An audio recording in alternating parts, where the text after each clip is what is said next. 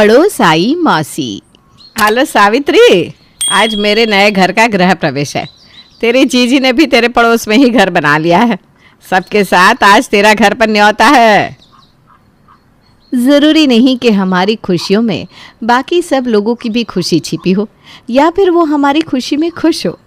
ऐसा ही कुछ हाल है निर्मला की बहन सावित्री का। अब निर्मला ने उसे अपनी खुशी में शामिल होने के लिए न्योता तो दे दिया, लेकिन क्या उसकी बहन उसकी खुशी में खुश होती है या उसकी तरक्की देखकर उसके मन में जलन की आग दौड़ने लगती है? चलिए देखते हैं। बाप रे बाप, क्या घर बनाया है जीजी ने। मैं तो इतने साल पैसे जोड़कर भी इतना अच्छा घर नहीं बना पाई, और इन्होंने इतने सालों में अपना ये दूसरा घर भी बना लिया। अरे मन ही मन क्या सोचने लग गई सावित्री? घर अच्छा नहीं लगा क्या? अरे नहीं नहीं, अच्छा है जीजी, घर तो बहुत अच्छा है। हाँ, घर का पूरा नक्शा ना मेरी बहू ने बनाया था। मेरी बहू हर काम में आगे है, बहुत समझदार, एकदम गुणवती है। मैं अभी हमारे लिए चाय नाश्ता मंगवाती हूँ। चाय नाश्ता आ गया है मम्मी जी। नमस्ते मौसी जी। अरे नमस्ते बेटा। वाह वाह बेटा, मेरे कहने से पहले ही हमारे लिए चाय नाश्ता भी ले आई।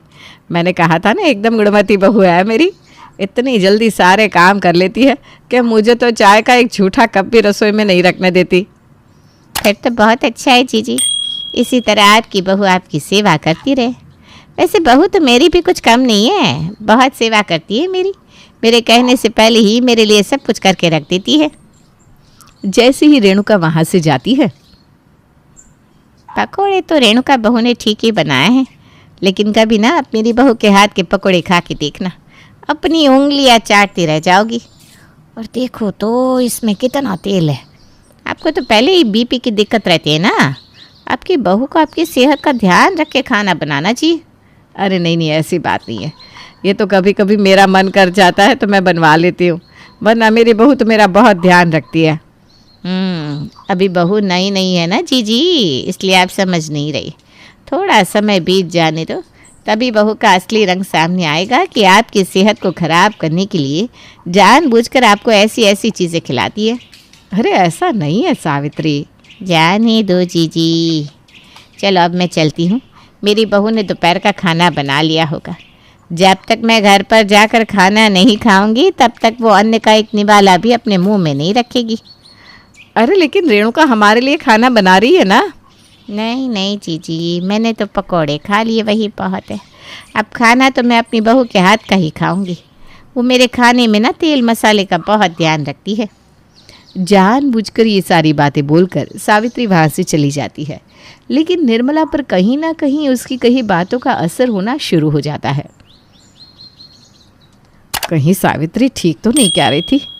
मम्मी जी, खाना तैयार हो गया है, आइए खाना खा लीजिए। निर्मला खाना खाने जाती है। अरे मौसी जी कहाँ चली गई? अरे उससे कुछ काम था तो वो जल्दी घर चली गई। लेकिन ये तूने कैसा खाना बनाया है? देख तो, सब्जी में कितना तेल तैर रहा है और मीठे में इतना घी डालकर हलवा बनाया है। मीठे में कुछ और भी तो बना सकती थी जिसमें घी का इस्तेमाल कम होता। लेकिन मम्मी जी, आप ही ने तो कहा था कि मौसी जी को हलवा पसंद है, इसलिए मैंने मीठे में हलवा बना दिया, वरना मैं तो आप दोनों के लिए हेल्दी ओट्स की खीर बनाने वाली थी। अच्छा, इतना ही हेल्दी बनाना चाहती थी तो फिर सब्जी में इतना तेल क्यों डाला है? मम्मी जी, सब्ज़ी तो मैंने ज़ीरो ऑयल में बनाई है, लेकिन मौसी जी को खाने में ये अजीब ना लगे इसलिए ऊपर से एक छोटी चम्मच ऑलिव ऑयल का तड़का लगा दिया, इसलिए आपको तेल ऐसे ऊपर तैरता हुआ दिख रहा है। बाकी खाने में तो सिर्फ 1 चम्मच तेल ही है। रहने दे, मेरा मन ही नहीं है ये खाना खाने का। मेरे लिए शाम को खिचड़ी ही बना दियो। लेकिन मम्मी जी। निर्मला खाना खाए बिना ही वहाँ से उठकर अपने कमरे में चली जाती है। कुछ दिन बाद।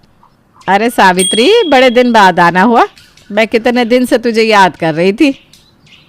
अब क्या करूँ जीजी, बहू घर पर मेरी इतनी सेवा करती है कि घर से बाहर निकलकर कहीं जाने का मन ही नहीं करता। अच्छा अच्छा, वैसे तेरी साड़ी ना बहुत अच्छी लग रही है, कहाँ से ली? मैं भी खरीदूंगी। इसके लिए तो मुझे अपनी बहू से ही पूछना पड़ेगा जीजी।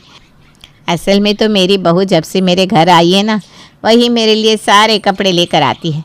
ना करते हुए भी महीने में मेरे लिए 4-5 साड़ी तो ले ही आती है। इतना मना करती हूँ लेकिन मानती ही नहीं।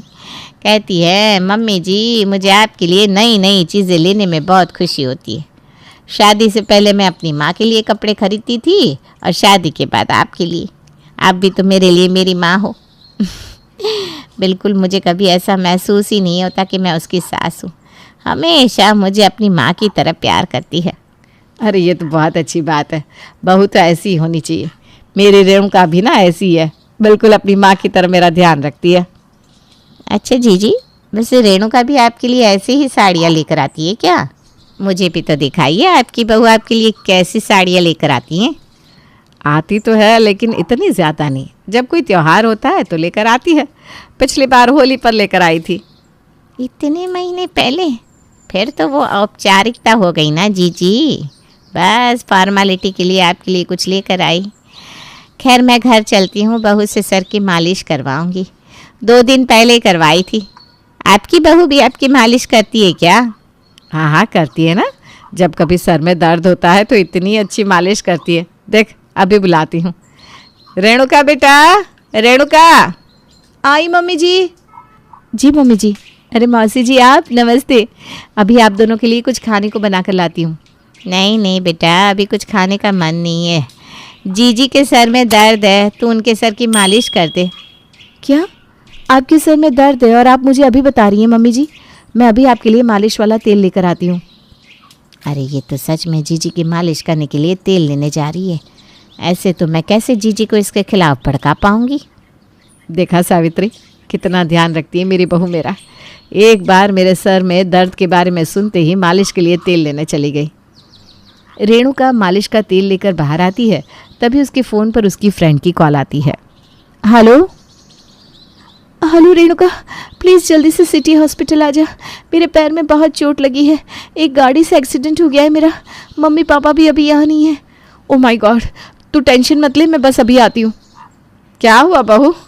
माँ जी वो मेरी फ्रेंड है ना निधि, उसका एक्सीडेंट हो गया है, पैर में चोट लग गई है उसके। अंकल आंटी भी यहाँ नहीं है तो मुझे जाना पड़ेगा। आप प्लीज़ अभी सर दर्द की ये दवाई खा लीजिए, मैं वापस आके आपकी मालिश कर दूँगी।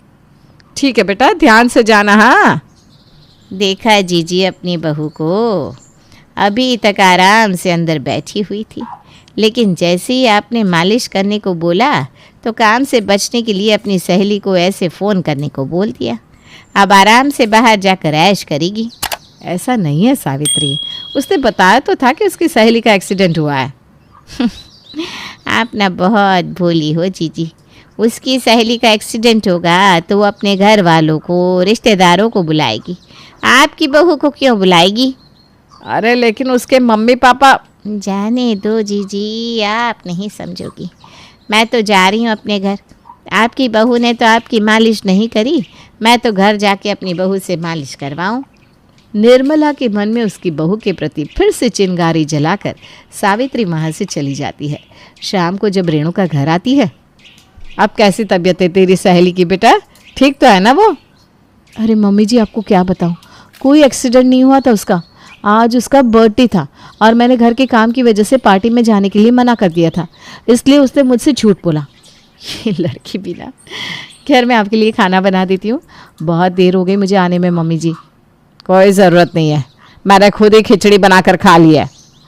निर्मला देवी गुस्से में उठकर वहाँ से अपने कमरे में चली जाती है। सही कह रही थी सावित्री, इसने खुद ही जानबूझकर अपनी सहेली को बोलकर फ़ोन करवाया। शुरू शुरू में तो बहुत अच्छी बनती थी, लेकिन अब इसके असली रंग धीरे धीरे सामने आ रहे हैं।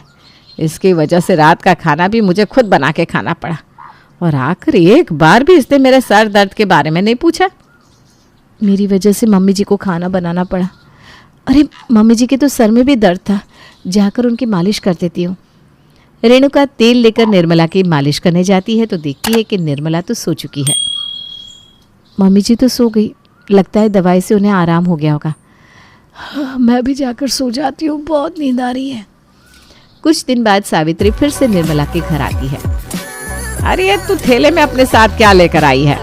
जीजी, आज मेरी बहू ने घर पर पनीर लबाबदार और मलाई कोफ्ते बनाए थे। मुझे